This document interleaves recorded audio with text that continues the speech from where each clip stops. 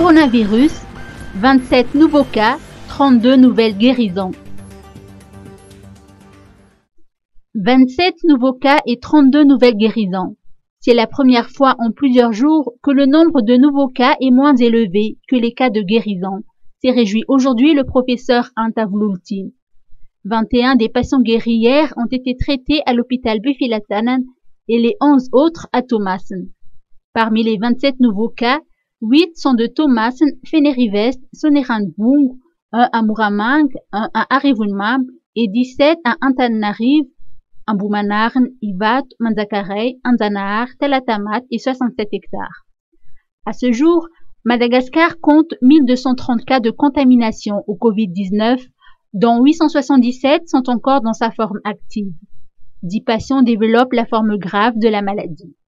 Des tests sont réalisés quotidiennement afin de détecter les nouveaux cas et accélérer la prise en charge des infectés, a souligné le professeur Anta Vloulti. La localisation des personnes nouvellement contaminées est publiée à titre indicatif et ne devrait pas être une raison de stigmatiser les habitants d'un quartier, a-t-elle renchéri. La prudence doit être automatique et non uniquement dans un quartier spécifique. Il importe de respecter les gestes barrières, selon toujours le professeur Anta Vloulti.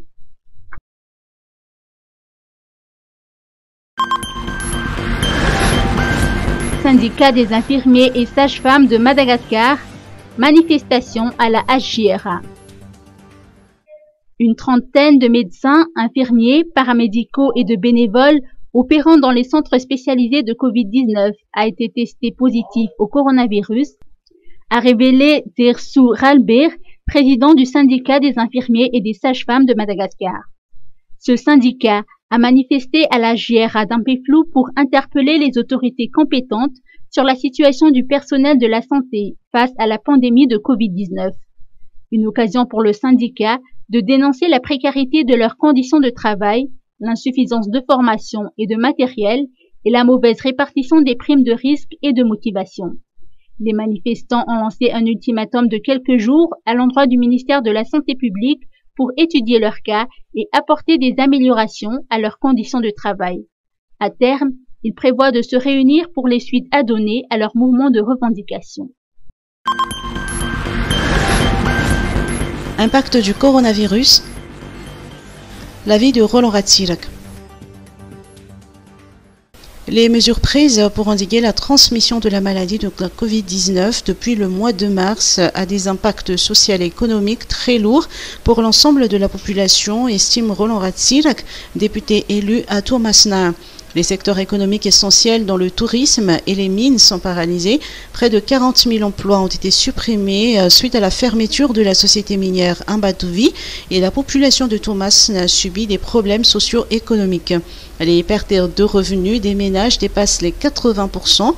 Roland Ratsirak souhaite que la mise en place d'un plan de relance économique soit claire. Écoutons les explications de Roland Ratsirak, député élu dans le district de Thomasna.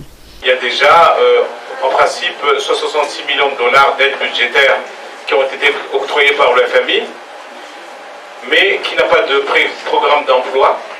Donc c'est pour ça que ce n'est pas décaissé, mais l'argent est déjà ici à Madagascar. Donc il faut un programme d'emploi. Donc il faut que le gouvernement se penche dessus très rapidement. Et il ne faut pas que ce soit le gouvernement tout seul. Parce que, comme vous le savez, ce n'est pas le gouvernement qui connaît le secteur, votre secteur. C'est vous qui connaissez le secteur, mieux que le gouvernement.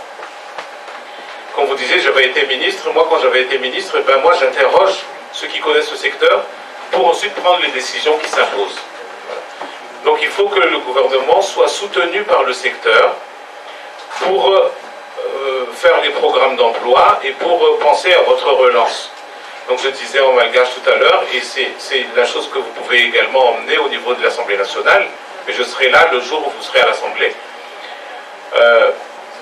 Il faut que le plan de relance du secteur tourisme soit clair, il faut que ce soit connu du monde du secteur, il faut que ce soit connu par vos partenaires étrangers, il faut que les gens sachent à l'étranger quand est-ce qu'on aura la reprise des vols, est-ce qu'au mois de décembre vous pouvez prendre des réservations.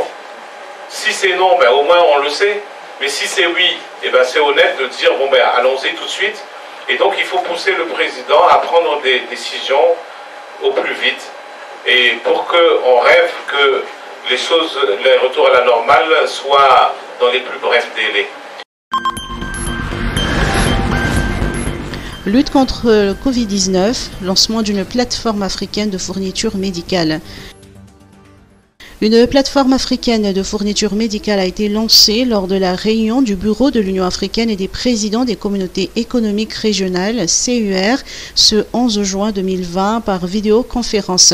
Celle-ci permet à chaque État africain de commander des équipements médicaux pour lutter contre le Covid-19 avec un quota alloué pour chaque membre de l'organisation à un prix négocié plus bas que sur le marché public. Lors de cette réunion, le docteur Jacob Denjazanarville, ministre des Affaires étrangères, a fait le point sur les actions et initiatives du COMESA en réponse à la pandémie de Covid-19.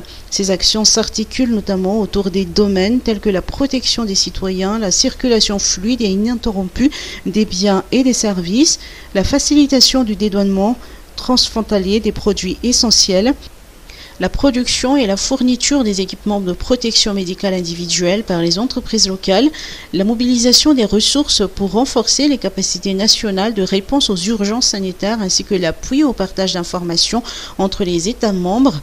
Dans un contexte mondial de crise sanitaire, le chef de la diplomatie malgache a souligné qu'il est important de renforcer les échanges et le soutien mutuel entre les États, et ce par le biais du partage des meilleures pratiques de la région et par le développement et la promotion des solutions locales, notamment en exploitant les ressources naturelles dans l'Afrique est abondamment pourvue.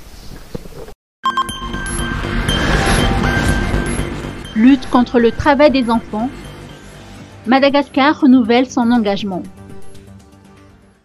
À Madagascar, 32% des enfants âgés de 5 à 17 ans travaillent dans des conditions dangereuses.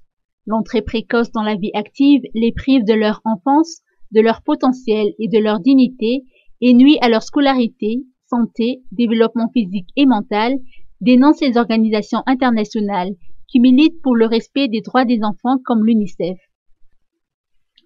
En cette journée consacrée à la lutte contre le travail des enfants, ces organisations ont indiqué que le plan d'action sectoriel en cours d'élaboration inclut des mesures pour atténuer l'impact de la crise sanitaire actuelle sur le travail des enfants.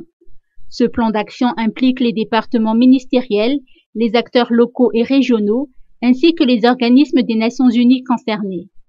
En attendant, des actions ont déjà été menées pour éradiquer le travail des enfants. Mais force est de constater que beaucoup reste à faire.